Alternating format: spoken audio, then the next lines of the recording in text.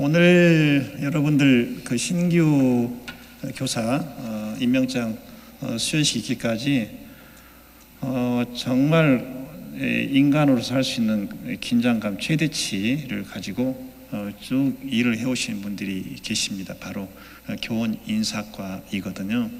교원 인사과의 과장님, 그리고 장학관님, 장학사님, 주무관님들께서 단 한치의 실수도 허용되지 않는 것이 교원 임용입니다.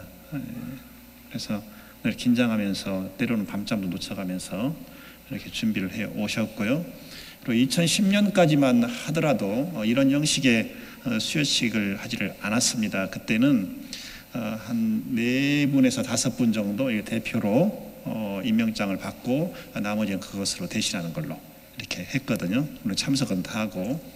그러다가 제가 교육감이 되고 나서 우리 선생님들 일생에 신규교사 임명장을 2번, 3번 받는 것도 아닌데 이렇게 하는 것이 무슨 의미가 있냐 그런 생각이 들어서 좀 힘들기는 하지만 전체를 다 수요를 하자 이렇게 결정을 했습니다. 그래서 그 이후로 작년까지 쭉 이렇게 개별적으로 다 수요를 해왔고요. 그러다 보니까 제가 중간에 쥐가 나는 거예요, 다리에. 그래서 사이사이 이렇게 아마 배치도 많이 잘 한 것 같습니다. 그러다가 금년에 들어와서 이런 생각을 했습니다. 여기 계신 우리 선생님들 한 분 한 분이 어느 날 갑자기 하늘에서 뚝 떨어져 내려오신 것이 아니고 조금 전에 영상 보셨죠? 가족들의 영상. 이 한 분의 선생님을 만들어내기 위해서 부모님을 비롯한 주위의 수많은 분들의 눈물과 땀이 있었다. 근데 내 아들이, 내 딸이 임명장을 받는다는데 그건 어떤 거지? 라고 궁금해하실 것 같아요. 그래서 그런 궁금증을 풀어드리기 위해서 처음으로 이렇게 한번 해본 겁니다. 괜찮아요? 네, 별로라는 게. 예, 우리 장학사님 좀 앉아 계시죠? 예. 여러분들 오늘 2015년 3월 1일자로 신규교사 임명장을 받게 되신 것을 진심으로 축하드립니다. 그리고 다른 어느 지역도 아니고 우리 전라북도를 선택해서 전라북도 지역에서 헌신하실 교사로 오신 것에 대해서 진심으로 고맙게 생각합니다.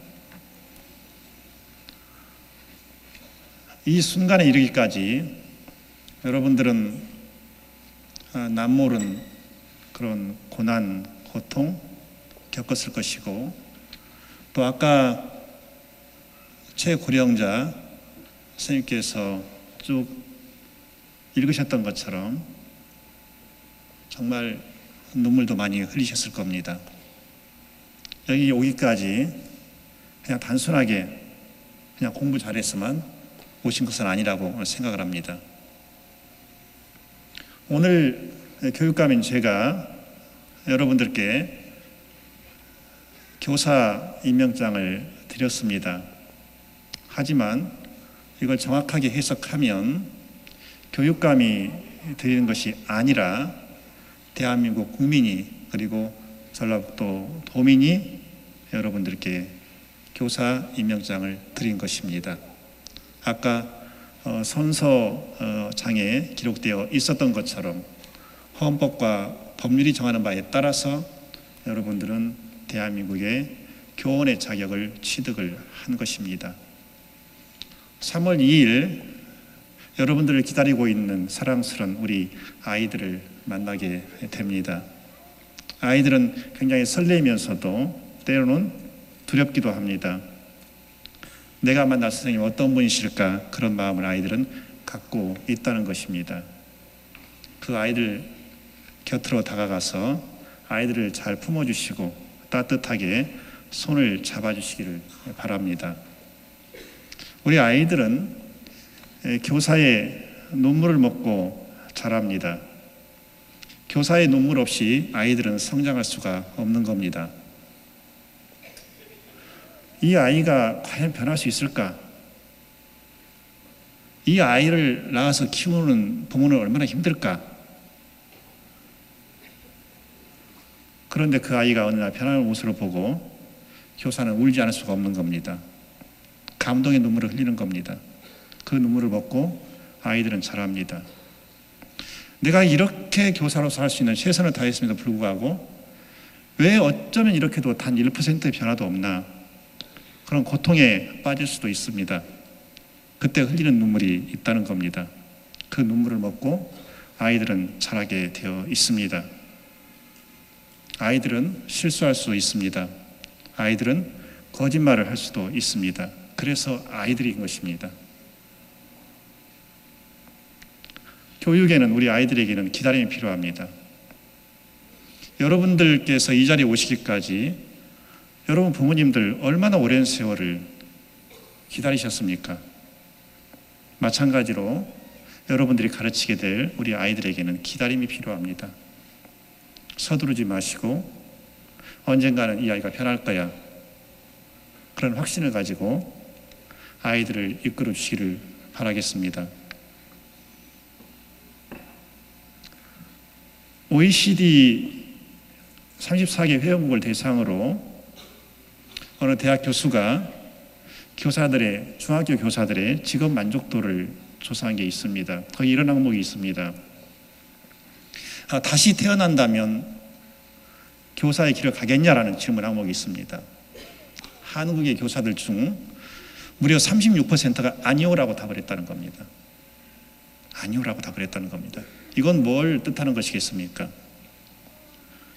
교사의 길에 뭔가 화려한 것이 있을 걸로 생각했는데, 뭔가 대단한 것이 있을 걸로 생각했는데, 하루하루 가슴 벅차게 기쁠 걸로 생각했는데, 가서 보니까 정말 평생 듣도 보도 못한 인간도 있고, 또 내가 전혀 경험하지 못한 일을 경험하게 되고, 나는 정말 잘못한 것이 하나도 없음에도 불구하고 내가 비판을 당해야 되고, 때로는 불이익을 입어야 되고,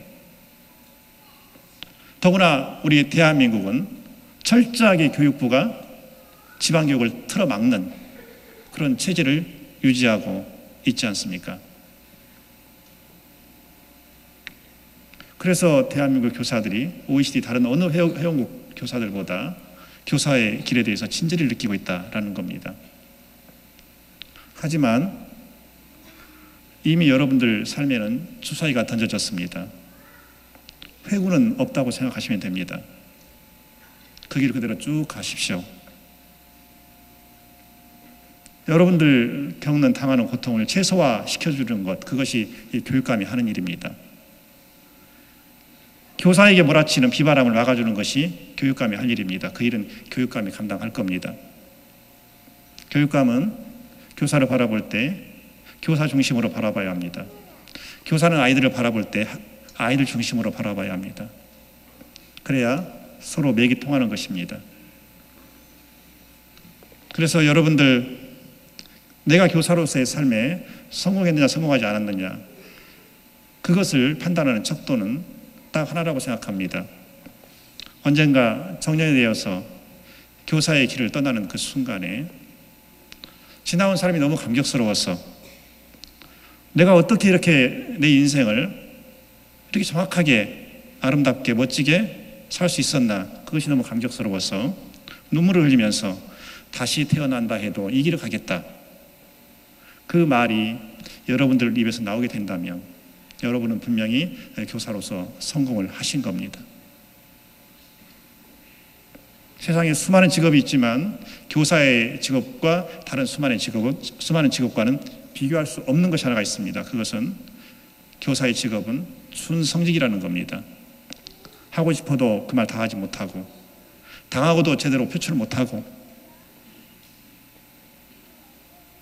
즐기도록 기다려줘야 되고, 그래서 교사의 자리는 저는 순성직이라고 생각합니다.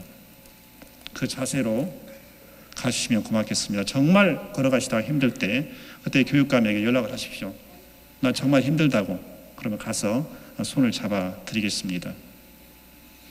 오늘 이 자리에 오신 부모님들, 정말 아드님, 따님들을 훌륭하게 잘 키우셔서 우리 전북에 교사로 보내주셔서 고맙습니다.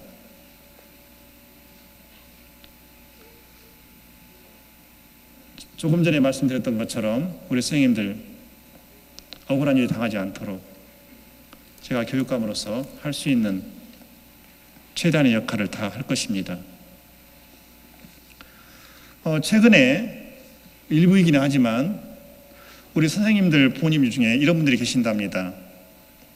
아침에 자가용에 아들 또는 딸을 태워서 학교에다 버리다 주고, 그리고 또 퇴근 시간에 기다리고 있다가 또 이렇게 모셔가고, 그런 부모님들께서 일부 계신답니다. 근데 그 걱정하지 마시고요. 그게 필요하다면 제가 모셔다 드릴게요. 그러니까 그렇게 하지 마시고, 이제는 내 자녀를 내 품에서 떠나 보내셔야 할 때입니다. 둥지에서 자기 새끼를 키우는 새 보십시오. 밤에 잠도 안 자면서 새끼를 지키고 먹이고 하다가 때가 되면 미련 없이 둥지에서 내보내지 않습니까? 이제는 우리 선생님들 품에서 떠나보내시고 아이들을 잘 가르칠 수 있도록 뒤에서 기도해 주시고 힘을 실어주시기 바라겠습니다. 감사합니다.